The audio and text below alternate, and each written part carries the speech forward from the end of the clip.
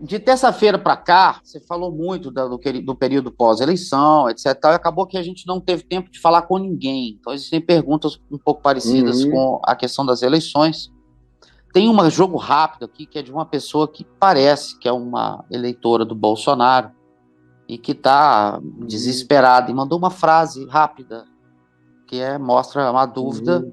e, na verdade, ela também ecoa, né, ela repete todas as falas dos eleitores frustrados de Bolsonaro, que pergunta assim: o que vai acontecer com a gente, Caio?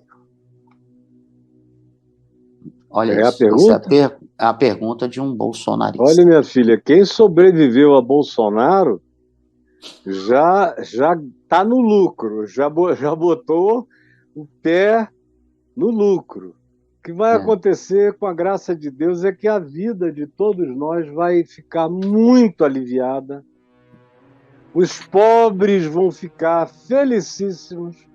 Não precisa nem chegar a um ano daqui. Daqui a pouco os pobres já vão começar a sentir o resultado. Primeiro serão os famintos, que vão começar a comer. Aí você que mora em São Paulo vai começar a ver gente sair de debaixo dos viadutos, que vai voltar ao normal com a graça de Deus. No país inteiro você vai começar a ver gente encontrando de novo sua sombra, seu lugar. Devagar os empregos de carteira assinada, formalizados, vão voltar a acontecer. Devagar o empreendedorismo do pequeno e do médio empreendedor vão de novo ter cada vez mais crédito para o investimento, para o empreendimento, para as startups, para os projetos. E a educação vai ser ampliada enormemente.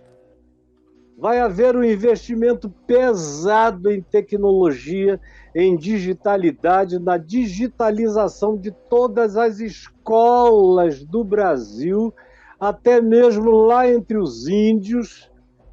A floresta amazônica vai ficar de joelhos e agradecer, porque o ex-presidente, não sei se vocês lembram, mas ele que falava palavrão a 3x2, zangado aí com as queimadas, desculpe, eu vou ter que repetir o que ele falou, deu um grito dizendo: ai, cuidar então você da porra da árvore. Aquilo ali, quando eu ouvi aquilo, me deu uma sensação de blasfêmia. A porra da árvore, meu Deus. Como é que esse cara fala isso? É uma das simbolizações das arquetipias mais lindas da vida. É a árvore.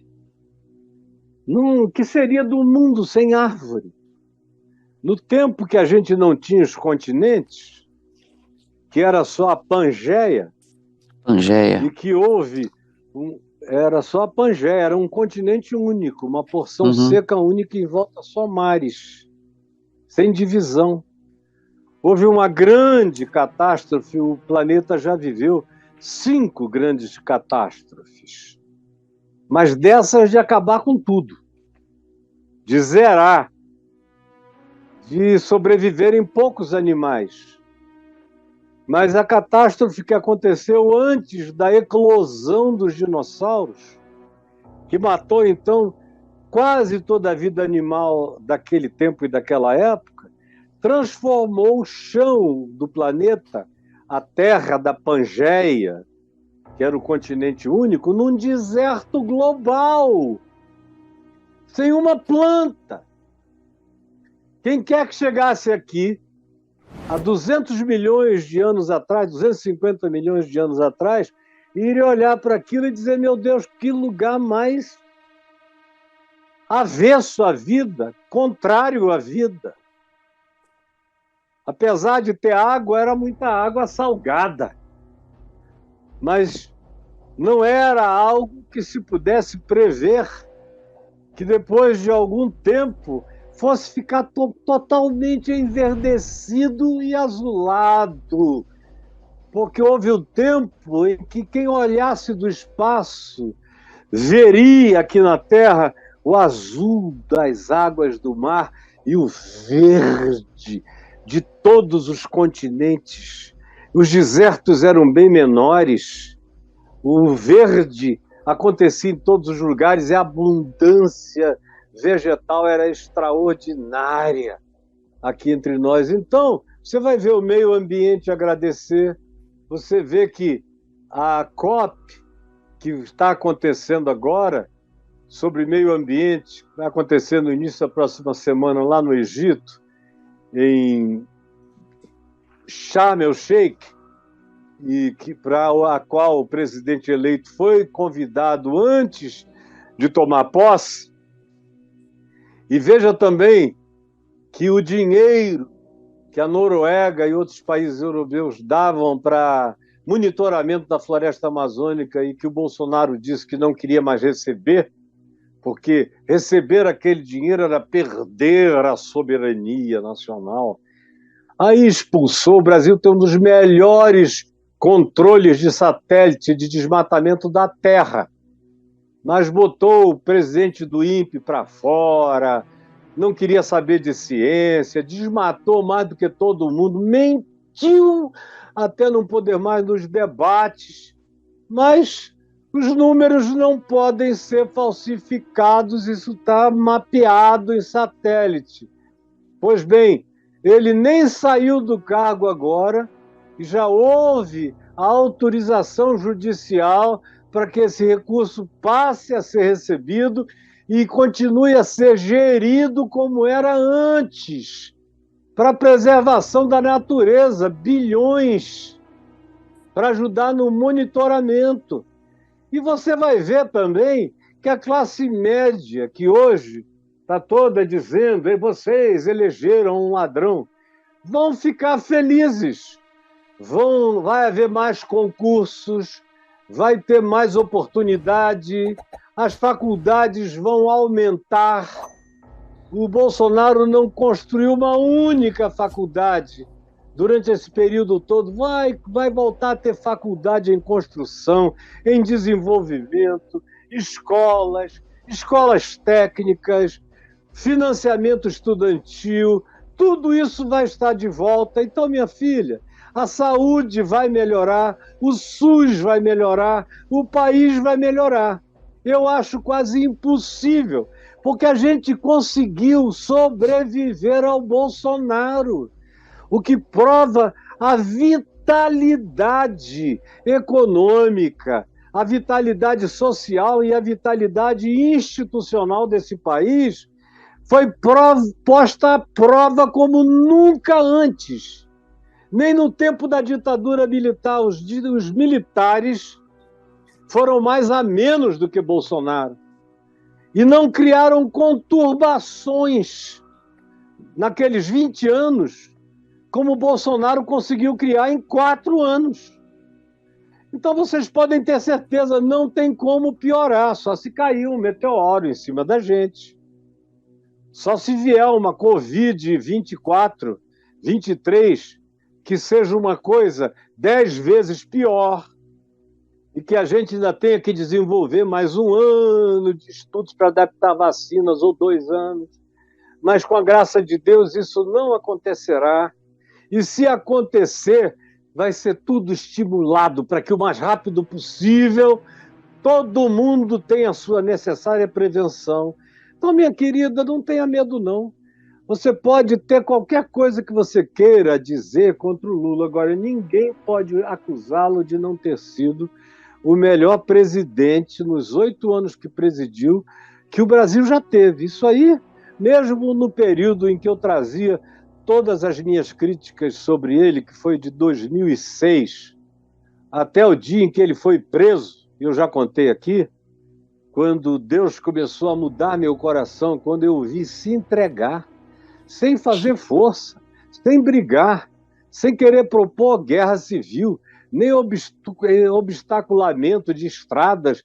Podia ter chamado MST, podia ter chamado moradores de rua, podia ter chamado todo mundo, podia ter mobilizado o PT inteiro. São milhões de pessoas. Não.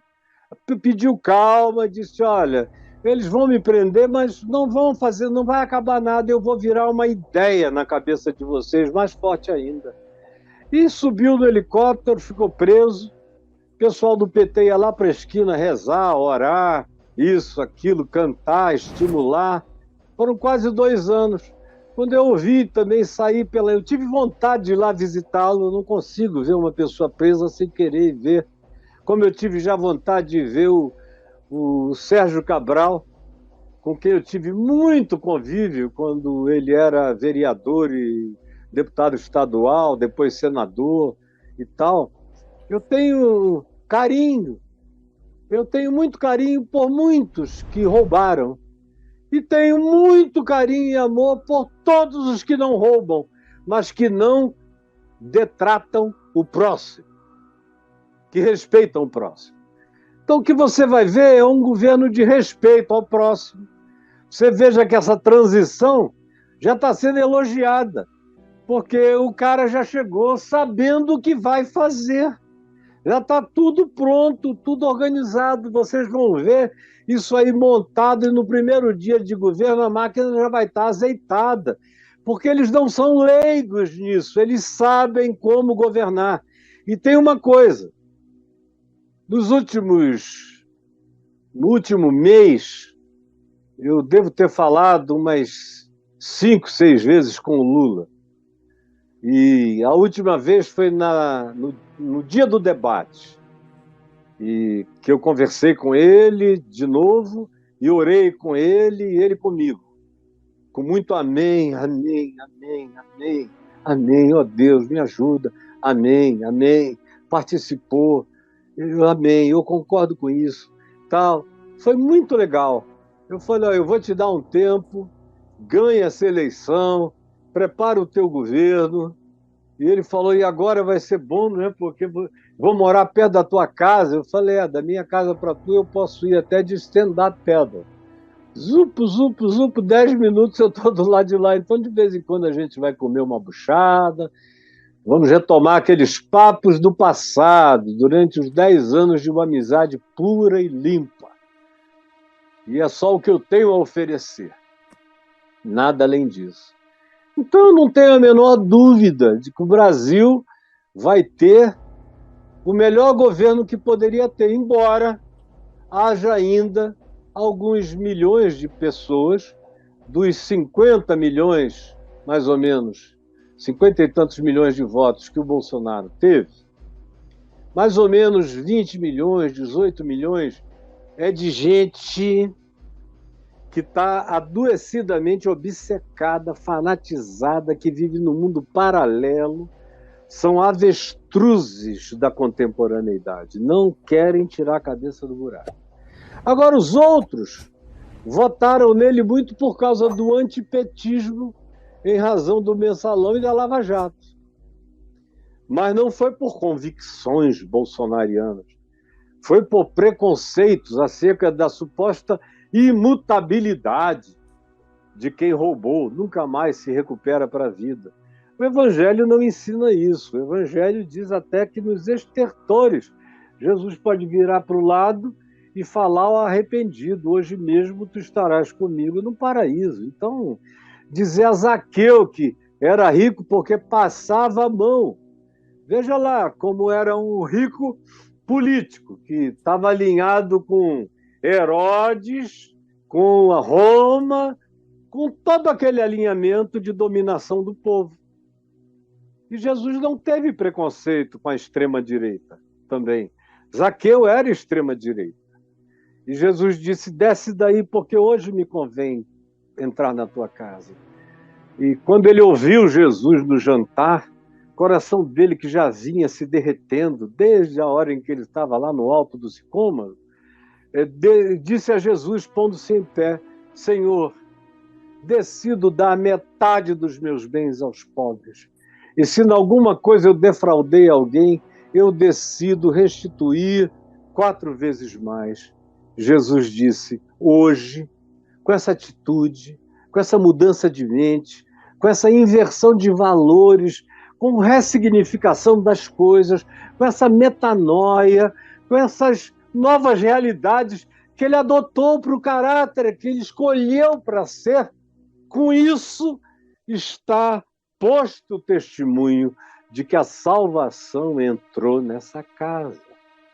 Assim como no grupo de apóstolos dele, ele tinha Mateus, que era coletor. Ninguém era coletor de impostos sem ser da direita israelense, porque só a direita dos fariseus, dos saduceus, dos herodianos é que se alinhavam com os romanos.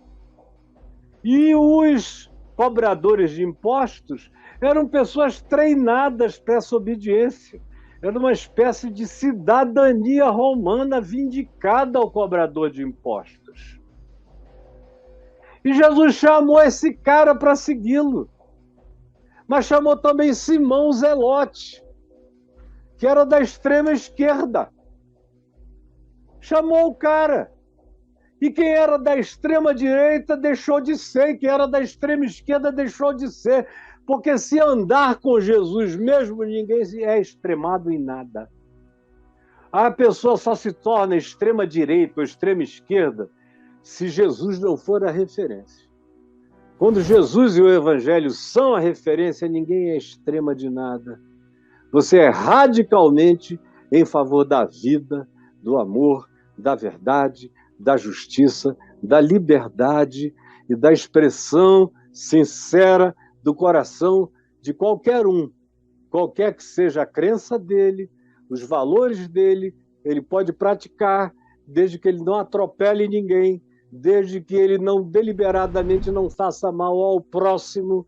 Se for coisa do âmbito da vida dele, ele é livre para exercer seu livre-arbítrio. Agora, pode ter certeza, onde você vê uma igreja extremada, seja como nos anos 60, uma igreja de extrema esquerda, seja como agora, uma igreja de extrema direita, naquele tempo era a igreja católica, extrema esquerda, comunidades eclesiais de base, teologia da libertação, era só isso que se falava, qualquer outra liturgia era careta, essa coisa toda, eu sei porque eu estava lá.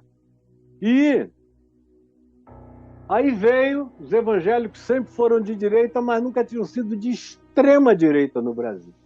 Aí chegaram a ser agora de extrema direita. Mas a notícia que eu tenho para dar a você é que quem quer que esteja em qualquer extrema está longe de Jesus. Jesus não está no centro. Jesus está no caminho, na verdade e na vida. Então, centro não é uma coisa que está na proposta de Jesus. Ele só manda você segui-lo. Se você segui-lo, você não será fanático nem fanática, nem será de nenhuma extrema direita ou esquerda, e nem será um ser sem coluna, sem espinhela, sem estrutura. Você vai ter caráter, você vai ter mente, você vai ter decisão interior, você vai ter o seu íntimo fortalecido no seu compromisso com o Evangelho, e você vai ver que, às vezes, o caminho de Jesus vai te levar para algo que, do ponto de vista humano, parece se aproximar da esquerda. Você vai ver que, outras horas, o próprio Evangelho te leva para algumas ênfases que parece se aproximar da direita, mas não é nem esquerda nem direita, é o Evangelho. Se ele serpenteou para o lado de cá, chegou mais perto da direita na questão de liberdade produtiva, porque no Evangelho você tanto tem postulados de esquerda quanto tem postulados defendidos pela direita. No Evangelho você tem liberdade empreendedora, tem o estímulo para você pegar o seu talento e multiplicá-lo e não escondê-lo, tem estímulo a se converter e usar o dinheiro que você fez com iniquidade, usar agora para praticar a bondade, está lá em Lucas 16. E aí eu tinha um livro para escrever sobre esse tipo de aproximação aqui. E tem as grandes pautas do Evangelho, que são acerca dos pobres, dos desvalidos, dos necessitados, e que o critério último Do juízo não tem a ver com quanto dinheiro você ganhou, se você empreendeu ou não empreendeu. Tem a ver o que você fez quando você olhou para o seu próximo, o que você viu? Viu Cristo no miserável ou você só disse eu vejo os homens porque como árvores os vejo andando? Então, minha filha, você e todo mundo fiquem calmos. Olha, eu nunca vi esse país pior do que ele estava. E agora você veja, um resultado eleitoral já começou a distender todo mundo, está todo mundo mais leve. Estava todo mundo numa tensão, agora pelo menos mais da metade da população já relaxou. E tem um outro grupo, que não sendo aquele grupo fanático, de uns 18 milhões, mais ou menos, votaram no voto antipetista. Mas logo vão dizer, não são radicais fanáticos, o que eles querem é melhoria de vida. Quando a vida começar a melhorar, todo mundo vai parar com esse assunto, exceto os fanáticos. Porque fanático, só uma obra divina no coração de um fanático para fazê-lo mudar de opinião.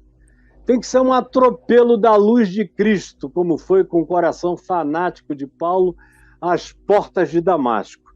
Se não for uma coisa assim, o fanático, infelizmente, só se torna mais fã da própria idiotice e daquele olhar alienado. Então, sem medo, minha filha, relaxa.